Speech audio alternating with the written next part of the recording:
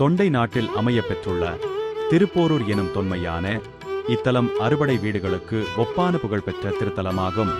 இத்தலம் சமரபுரி, போரியூர், யுத்தபுரி, செருவூர், போரிநகர், சமரபதி என பல பெயர்களால் குறிப்பிடப்படுகிறது. 17ஆம் நூற்றாண்டின் முற்பகுதியில் மீனாட்சியம்மன் அருள் பெற்ற தவஞானி சிதம்பர சுவாமிகள் பனங்காடாய் கிடந்த இப்பகுதியில் இத்திருக்கோயிலை நிர்மாணித்துள்ளார். இத்திருக்கோயிலின் அருகில் இருந்த வள்ளையார் ஓடை திருக்குளமாக திருத்தம் செய்யப்பட்டுள்ளது. இக்குளம் வற்றாத பெருமையுடையது.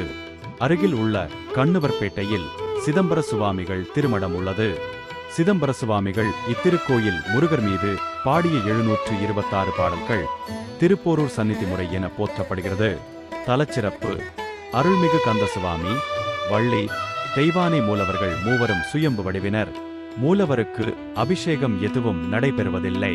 புனுக்குச் சட்டம் மட்டுமே சாற்றப்படுகிறது.